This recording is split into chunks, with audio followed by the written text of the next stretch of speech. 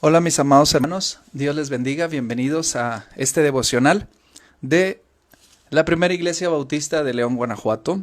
Su servidor, el pastor Carlos Guajardo, estamos aquí para poder reflexionar un poquito más en la palabra de Dios y espero que estos devocionales sean de bendición para usted, para su familia. Es importante que usted y yo lo tomemos como un devocional familiar. Es importante que se reúnan en familia. Yo no sé si usted lo pueda ver en vivo. Si usted no lo pueden ver en vivo hoy a las 9 de la noche, como todos los días, pues si lo pueden ver posterior, hágame un favor. Antes de ver el devocional, ore, pídale al Señor que le revele su voluntad y que esta palabra que es expuesta sea una bendición para usted y para su vida. Déjame orar. Padre, en el nombre de Jesús, háblanos, guíanos, ayúdanos. Estamos aquí para escuchar de ti y a ti. En el nombre de Jesús. Amén. Capítulo número 18 del libro de los Hechos. Estoy aquí en el versículo 12 y hoy vamos a abarcar del versículo 12, permítame un segundo, hasta el 21. Así que le voy a leer primero el texto. Ustedes me pueden seguir aquí en la pantalla. ¿Sale? Voy a tomar solo el celular para no... ahí está. Versículo número 12, que es en donde nos quedamos ayer, dice así: Pero saliendo Galión, procónsul de Acaya, los judíos se levantaron de común acuerdo contra Pablo y le llevaron al tribunal, diciendo: Este persuade a los hombres a honrar a Dios contra la ley. Y al comenzar Pablo a hablar, Galión dijo a los judíos: Si fuera algún agravio o algún crimen enorme, oh judíos, conforme a derecho yo os toleraría. Pero si son cuestiones de palabras y de nombres y de vuestra ley, véanlo ustedes o vedlo vosotros, porque yo no quiero ser juez en esas cosas.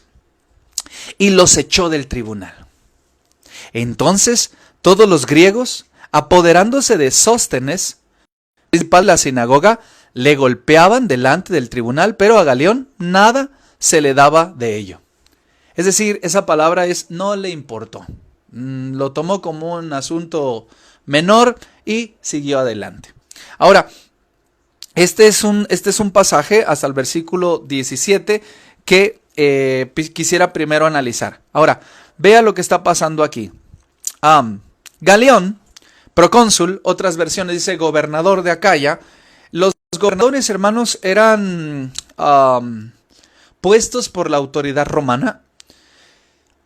Estas personas se encargaban de juzgar, de administrar, pues todo lo doméstico de la región o de la comarca, por así decirlo, que les correspondía gobernar. En este caso, Galión, procónsul de Acaya. Es importante una acotación de fecha. Se encontró una carta en donde se expresan de Galión de una manera muy correcta, de una manera como amistad, y esta carta está fechada aproximadamente en el año 52, 53 de la era cristiana. Entonces podemos fechar que esta acción, esta situación que está pasando aquí es bien importante para nosotros como dato histórico, porque sabiendo cuándo Galión fue procónsul o gobernador de Acaya, nosotros podemos determinar en qué año el apóstol Pablo estuvo ministrando en Corinto. Así que si Galión empezó a ministrar más o menos en la primavera del 52, más o menos, entonces esa es la razón por la que los judíos llevaron a Pablo hacia allá. Recuerde que Pablo pasó 1 año y medio predicando el evangelio allí en ese lugar, en Corinto. Pero parece que el procónsul anterior no había sido o no hubiera sido un tema fácil de controlar para los judíos, porque deben ustedes saber que los judíos tienen o tenían en aquel tiempo, y creo que todavía tienen poder económico político. En aquel tiempo los judíos tenían poder económico político vinculado a las autoridades romanas. De manera que pareciera como que la historia nos deja entender que el procónsul anterior a Galión no se prestó para juzgar a Pablo, porque Pablo ya tenía 1 año y medio allí. Es decir, los judíos habían aguantado a Pablo 1 año y medio colaborando, incluso con uno de los cabecillas de la sinagoga. Yo no sé si usted se acuerda que el día de ayer vimos que uno de ellos había aceptado a Cristo, el vecino de la sinagoga y el principal de la sinagoga habían aceptado a Cristo y se habían unido a la palabra de Dios. Pero había, por razones obvias, ahora subido Sóstenes, que era ahora el nuevo líder, el nuevo encargado de la sinagoga de aquel lugar. Y ahora con Sóstenes al mando, porque el anterior se había ido, ahorita estoy olvidando el nombre del anterior, déjenme, Crispo, el versículo número 8, aquí está, versículo número 8, déjenme regreso un momento, y Crispo, el principal de la sinagoga, creyó. O sea que Crispo, que era el principal de la sinagoga, creyó en Cristo y entonces lo sustituyeron al final del versículo, el versículo número 16, si no mal recuerdo, leí que ahora Sóstenes había sido golpeado por la turba. Bueno, dos cosas interesantes. Bajó Crispo del liderazgo de la sinagoga, subió Sóstenes. Salió el procónsul anterior, que no tenemos el dato, seguramente lo podríamos obtener si vamos a la historia, pero Galión es un procónsul que empieza a gobernar en el año 50 y eso es muy importante para fechar la estancia del apóstol Pablo en Corinto. Eso nos da una luz. Mire, si Jesús murió más o menos en el año 33 de la era cristiana y Galión empieza a gobernar en Acaya más o menos en el año 50 de la era cristiana, eso nos deja, pues, a ver, 50 menos 33, 17, más o menos, 17, 20 años por los años que se perdieron con fechar el año 0. Hermanos, ese es más o menos el tiempo que ha transcurrido desde la muerte de Cristo. Yo ayer estaba haciendo un análisis sobre esto y después me puse a reflexionar. El Jesús histórico que Pablo predicaba había sucedido más o menos 17, 20 años. O sea que yo tengo ahorita 43. Imagine más o menos el tiempo que ha transcurrido de 20 años atrás y ese es el lapso de tiempo que había transcurrido desde la crucifixión y ascensión de Cristo hasta la predicación de Pablo en el segundo viaje misionero. ¿No es interesante esto? Muy poco tiempo. Muy poco tiempo, 20 años y ya era el segundo viaje misionero. Muchas personas habían aceptado a Cristo, muchas personas habían sido impactadas por el evangelio, muchas personas habían creído en Cristo, principales de la sinagoga, mujeres como Lidia, hombres renombrados como Cornelio, y el evangelio corría a una velocidad tan rápida, hermanos, a grado tal que hay un texto que ya les platiqué que dice: estos que trastornan el mundo entero han venido también acá, que fue la acusación de los judíos, ¿se acuerda?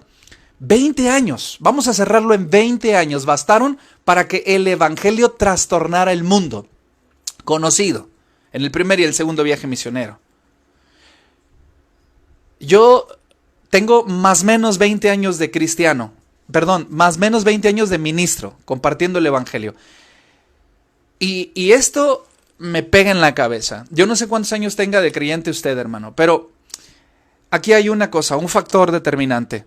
Calculando las fechas, vemos que Pablo tenía prisa, que Pedro tenía prisa, que Jacobo tenía prisa, que Felipe tenía prisa, que el evangelio tenía prisa. Cuando el evangelio tiene prisa, corre a través de los corazones de las personas. Este análisis se los dejo para que usted y yo reflexionemos. ¿Cuánto tiempo tienes de creyente en Cristo? ¿Y qué el Señor ha hecho en tu vida? ¿Cuál es tu vocabulario? ¿Cuál es tu perspectiva de vida? ¿Cuál es tu perspectiva moral?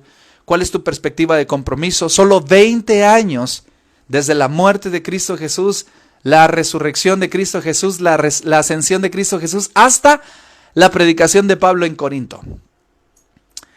Y dice la palabra del Señor en el versículo 14, al comenzar Pablo a hablar, Galión dijo a los judíos, fíjese, Galión fue objeto de blanco para los judíos, porque dijeron, este hombre va subiendo, vamos de una vez a caerle con este asunto de Pablo, porque 1 año y medio habían aguantado a Pablo en Corinto predicando, pero no lo habían llevado hacia las autoridades, lo amenazaban, lo injuriaban, lo acechaban, pero no accedían. Pablo no fue amedrentado. Pablo no fue amedrentado por las amenazas de los judíos. Ahora, déjeme decirle una cosa, las amenazas eran reales, los golpes eran reales, los latigazos eran reales, las acechanzas eran reales. Iban contra la piel, iban contra la carne, iban contra los dientes, iban contra el cuerpo. Era real, pero Pablo no se amilanaba. La cristiandad del primer siglo no se echaba para atrás, sino más bien se echaba para adelante. Y aquí hay algo importante para que nosotros aprendamos. La acechanza contra la iglesia hoy es mínima, pero es real. La acechanza contra la iglesia de hoy, ¿cuál sería? El coronavirus no es un ataque contra la iglesia. ¿Qué es el ataque contra la iglesia? Yo me he puesto a pensar una cosa, hermano. La iglesia en Cristo, de manera general, global, no estoy hablando de los Chiapas, Chamula, no estoy hablando de los cristianos en Oriente Medio, estoy hablando de ellos específicamente, sino de manera general. El cristianismo, ¿cuál sería su ataque? Le voy a decir una cosa, el ataque del cristianismo es el secularismo. El ataque del cristianismo es la distracción. El ataque del cristianismo es rebajar los absolutos bíblicos para que cualquiera pueda acceder a decirse yo soy cristiano. El ataque contra el cristianismo es tan sutil como dañino. Es muy importante que nosotros identifiquemos que siempre el cristianismo va a tener rechazo. En aquel tiempo era frontal, en aquel tiempo era agresivo, en aquel tiempo se llamaban judíos, en aquel tiempo se llamaban adoradores de Júpiter y de Mercurio, en aquel tiempo se llamaban hombres que poseían a los esclavos que adivinaban. Yo estoy haciendo una retrospección de lo que estoy hablando acerca de los devocionales. Se le podía poner nombre y apellido a los enemigos del cristianismo en el primer siglo. Hoy también, pero no hemos querido verlo. Y le andamos poniendo el nombre del enemigo del cristianismo a cosas que realmente no están contra nosotros. Pero solamente bastaron 20 años para que estos hombres sin Facebook, sin Twitter, sin YouTube, sin Internet, sin imprenta, trastornaran el mundo entero. Si fuera algún agravio o algún crimen enorme, dijo Galión, oh judíos, conforme a derecho yo los toleraría. Pero si son cuestiones de palabras y de nombres y de vuestra ley, véanlo ustedes mismos, porque yo no quiero ser juez en estas cosas. ¿Qué les dijo Galión? Miren, la acusación era esta. Este hombre alebresta, alborota a la gente para que no adoremos a Dios o para que estemos con Dios contra la ley. ¿Cuál ley? ¿La ley romana o la ley judía? Si hubiera sido la acusación contra la ley romana, entonces Galión hubiera tenido que acceder. Mire lo que dice aquí. Este persuade a los hombres a honrar a Dios contra la ley. Esa era la acusación. Pero me parece un poco ambigua la acusación. ¿Cuál ley? Pudo haber preguntado Galión. La ley judía, arréglense ustedes. La ley romana me compete, entonces sí voy a juzgar. Pero parece que la palabra ley, Galión la entiende perfectamente. Este hombre persuade a los hombres a honrar a Dios contra la ley. Y entonces Galión dice, su ley, arréglenlo ustedes. No me voy a meter en problemas. Ahora, hay algo interesante. Ya los judíos para este tiempo no eran tan aceptados como contribuyentes del Imperio Romano. Las constantes revueltas ya en el periodo intertestamentario habían dejado un mal sabor de boca a los gobernantes romanos para tolerar y para callar a los judíos. Los judíos regularmente, como cultura, unos eran sediciosos y otros estaban en cohecho con la autoridad para el tributo. Entonces, los judíos, para los romanos en aquel tiempo, eran unos tributarios incómodos. Así que no eran tanto del agrado. Lo que hace Galión es algo que deja ver su desprecio o su descrédito contra las usanzas o tradiciones judías. Bueno, este es asunto de entre ustedes, es un asunto doméstico, entre sus leyes y sus dichos y sus nombres y sus palabras, arréglenlo ustedes. Yo no voy a juzgar, dijo Galión. Pero note una cosa, Pablo empezó a hablar, pero Galión se refirió a los judíos. Él sabía qué tramaban estos hombres. Y de alguna manera, Dios estaba poniendo orden hacia los judíos. Dice Galión les dijo, miren, si fuera algún agravio o algún crimen enorme, oh judíos, conforme a derecho yo los toleraría. Es decir, pues no es la gran cosa. Desde mi perspectiva, arréglenlo ustedes. Dice, pero si son cuestiones de palabras, escuche, de nombres y de vuestra ley, vedlo vosotros, porque yo no quiero ser juez en estas cosas. Ya había un romano anteriormente que aquel sí se lavó las manos, pero este dijo, arréglenlo entre ustedes. ¿Y qué hicieron los judíos? Cuando Galión los echó del tribunal, entonces todos los griegos, empecé a revisar algunas otras versiones de la Biblia, como Nueva Versión Internacional, Nueva Traducción Viviente, Nueva Biblia de los Sanos, etcétera, otras Biblias, y algunas hacen el comentario muy explícito de que la multitud, la muchedumbre, solamente los escritos más antiguos dicen que los griegos. Entonces, aquí cabe una pregunta. ¿Los griegos apoderándose de Sóstenes? O sea, ¿por qué los griegos, no judíos, golpeaban al jefe de la sinagoga? ¿Por qué estaba sucediendo eso? Entonces todos los griegos apoderándose de Sóstenes, principal de la sinagoga, le golpeaban delante del tribunal. Aquí hay un vacío de información, porque la pregunta es, ¿por qué los griegos, los helénicos, los romanos griegos, están golpeando al principal de la sinagoga? Sino que los judíos fueron los que llevaron a Pablo. Entonces cabe bien pensar que la palabra está diciendo que los griegos, es decir, las personas que habían acompañado en turba a Pablo, ahora estaban golpeando a Sóstenes. Y la pregunta también es, ¿por qué golpean a Sóstenes? Ahora, Sóstenes es el principal de la sinagoga y él había estado de acuerdo de que presentaran contra la legislación romana acusación contra Pablo. Pero no resultó. Literal, le salió el tiro por la culata. Dios había usado a un hombre sin Cristo, sin fe y sin esperanza, que se llamaba Galión, para liberar a Pablo. Y entonces, en lugar de que Pablo fuera golpeado, en lugar de que Pablo fuera latigueado, en lugar de que Pablo fuera violentado por la justicia romana, Sóstenes, quien había estado de acuerdo como principal de la sinagoga en encabezar la revuelta contra Pablo, ahora recibía violencia. Yo no sé si ustedes se acuerdan del Antiguo Testamento, algo más o menos similar pasó. Un hombre que se llamaba Acán quería que empalaran a otro hombre que se llamaba Mardoqueo y había preparado un lugar especial para que lo sacrificaran. Pero ¿sabe quién fue crucificado en ese lugar que había preparado? Él mismo. Acán fue empalado en ese lugar. Y aquella historia me viene mucho a la mente cuando veo esto. Sóstenes es el principal de la sinagoga. Los principales inconformes con la predicación del evangelio son los miembros de la sinagoga. La sinagoga de los judíos fueron los principales que encabezaron la turba de llevar a Pablo ante la autoridad romana. La autoridad romana literal los batea. Y cuando salen del tribunal, Pablo se va por otro camino y la turba golpea a Sóstenes. ¿Qué te quiero enseñar con todo esto? Mis amados hermanos, Dios es justo. Dios es juez. Las personas que te han querido hacer daño, las personas que están contra ti, las personas que te quieren lastimar, porque estás siguiendo a Dios, estarán en el lugar donde te quisieron ver a ti. Las personas que traman contra los hombres de Dios, contra las mujeres de Dios, contra el pueblo de Dios, maldad, caerán en sus propias trampas. Lo hemos visto una y otra vez repetida. Pero hay una cosa que hay que hacer. ¿Se acuerda usted que el día de ayer hablamos acerca de que Dios le había revelado en visión a Pablo una palabra de aliento? Le dijo, no temas.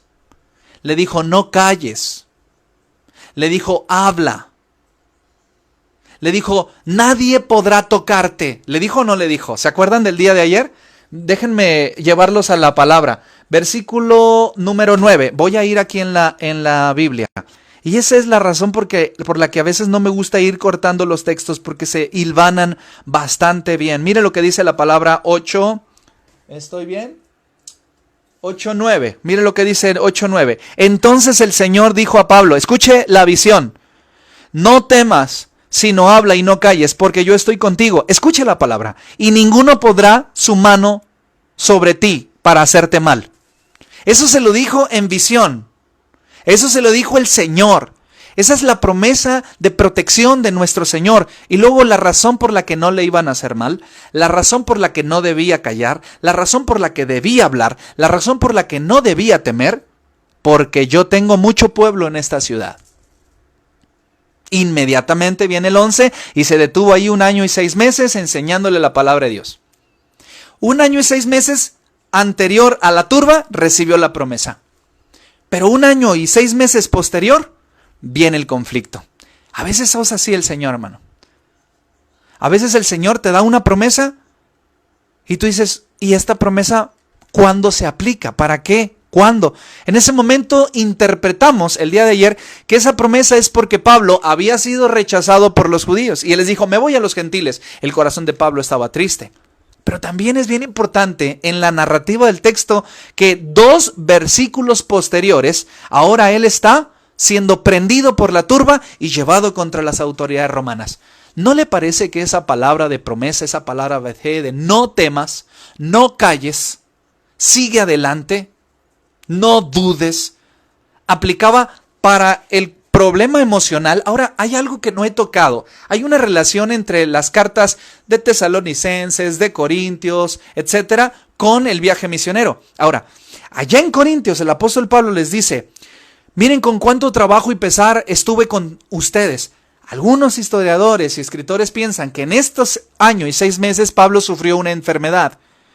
Entonces, la promesa de Dios de no temas, no calles, sigue adelante, todavía te voy a bendecir, va contra el rechazo de los judíos, va contra la enfermedad que posiblemente padeció Pablo durante el tiempo en Corinto, pero va contra la turba que lo llevó delante de Galión.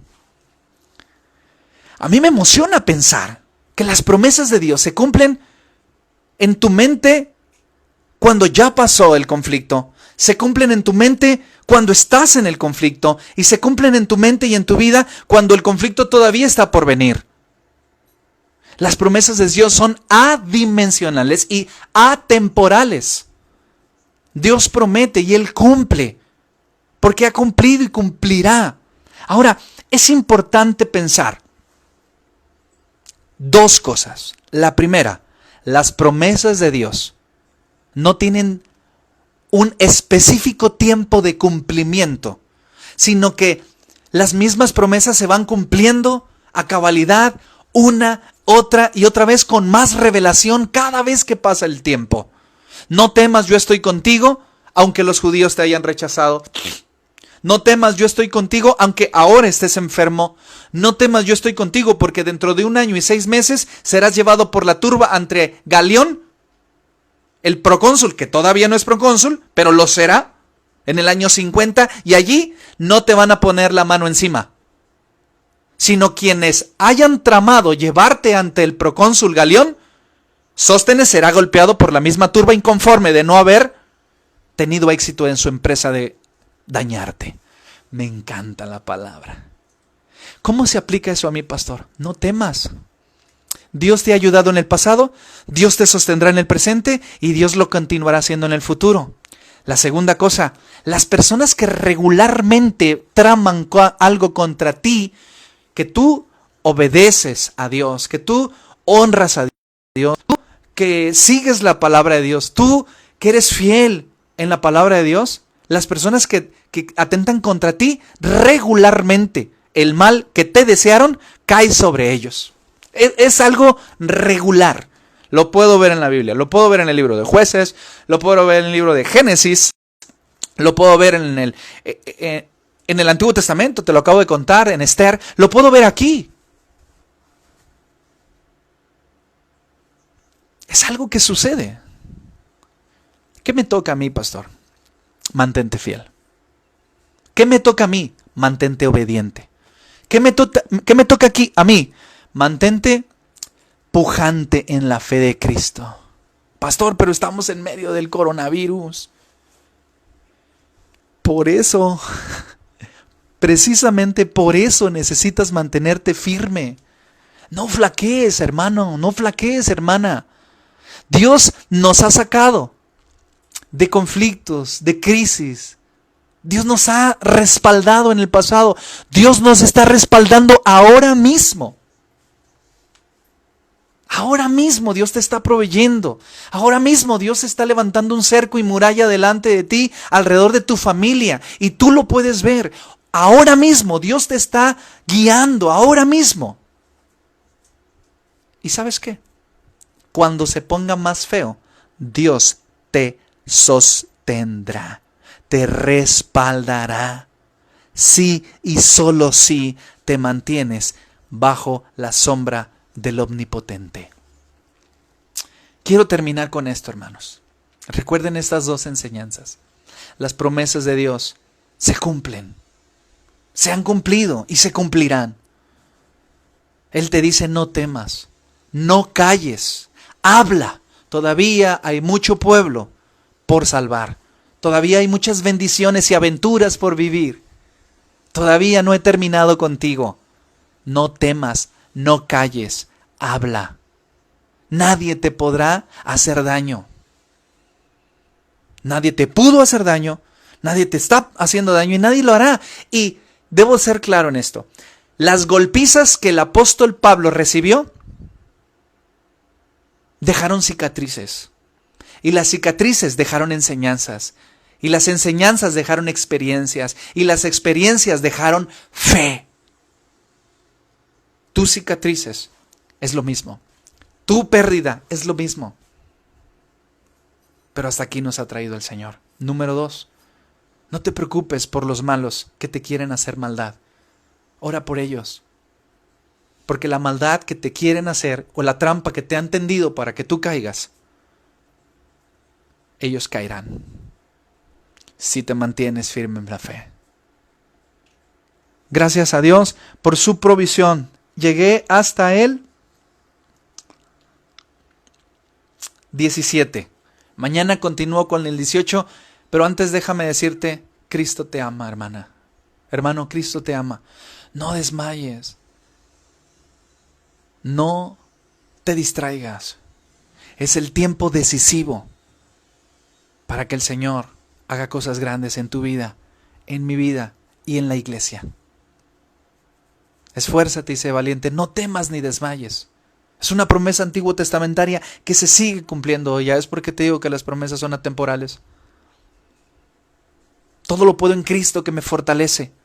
Ya ves por qué te enseño que las promesas son atemporales. No tienen tiempo de cumplimiento. Se cumplen en el tiempo correcto, en el tiempo preciso. Por eso le puse a mi hijo Kairos, el tiempo oportuno de Dios.